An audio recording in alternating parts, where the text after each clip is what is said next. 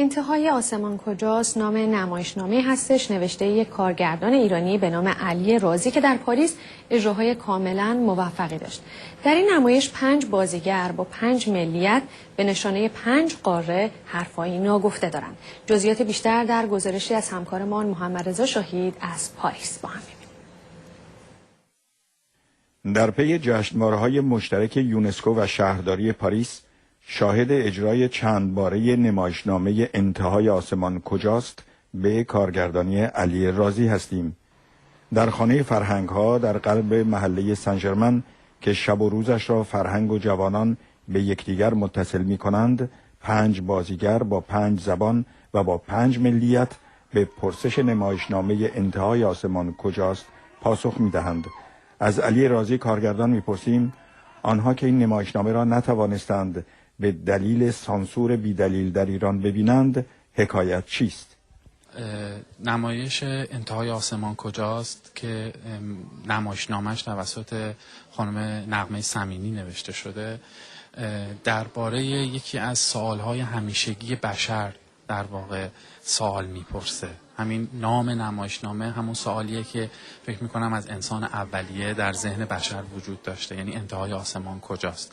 حالا اون انسان اولیه شاید که وقتی سرشو بالا کرد و ستاره ها رو دید و شاید خیال میکرد که اگه دستاشو دراز کنه میتونه یکی از این ستاره ها رو با دست بگیره، همون انسان اولیه میتونیم بگیم که اولین قدم ها رو برای تمامی ماجراجویی هایی که انسان پیمود تا اینکه بالاخره تونست به فضا بره رو اون انسان برداشت. و بعدتر این سوال همیشه با انسان باقی موند و این رویایی که در واقع در ذهنش هست در مورد آسمان ها.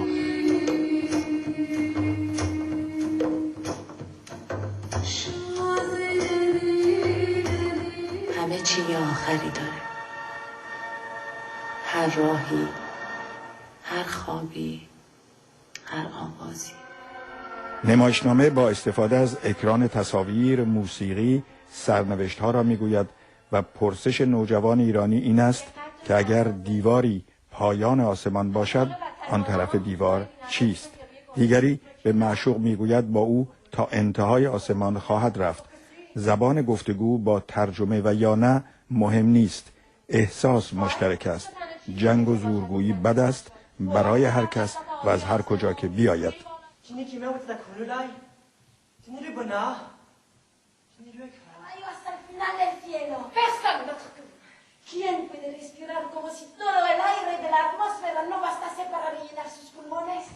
آقای رازی، در نمایشنامه شما اختلافات بشر و جنگ رو به دفعات دیدیم. چگونه است که در این نمایشنامه و در واقعیت همه کودکان یک گونه فکر میکنن؟ شاید به خاطر اینکه همه کودکان هنوز کودک هستن، من شاید بتونم در واقع اینطوری توضیح بدم که این رویایی که تو سر انسان همیشه وجود داشته و فکر میکنم هنوزم برای قاطبه مردم دنیا یه رویا انتهای آسمان کجاست، اون چیزی که در بعد از در واقع جو زمین وجود داره هنوز برای همه ما یه رویا. فقط یه تعداد اندکی شاید تونستن سوار این فضانوردها بشن و برن و ببینن چه اتفاق میفته.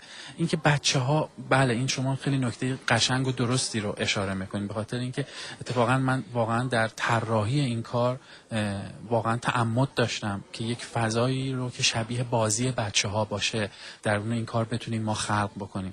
و یک دلیلش این شاید باشه که در کنار بازی با زبانهای مختلف، چون دقت کردیم که در این کار 5 تا زبان هستش که تلاش میشه که این زبانها با هم دیگه سنتز بشن و یک در واقع موزیکالیته دیگه ای روی صحنه به وجود بیاد حاصل از ترکیب این زبانها.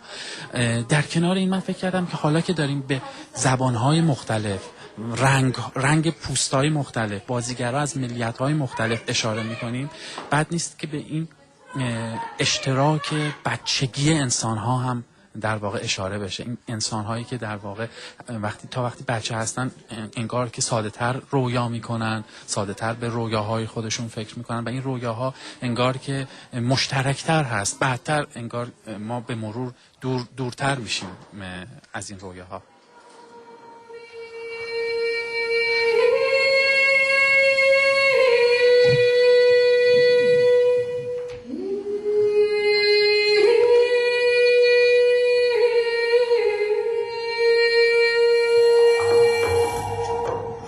شنیده های کودکی حتی پیش از شنیدن، پیش از فهمیدن در بازی کودکانه حدیث زندگی است، حتی آن زمان که از حیات هم نمیماند. نمایشنامه انتهای آسمان کجاست در برنامه شباهنگ.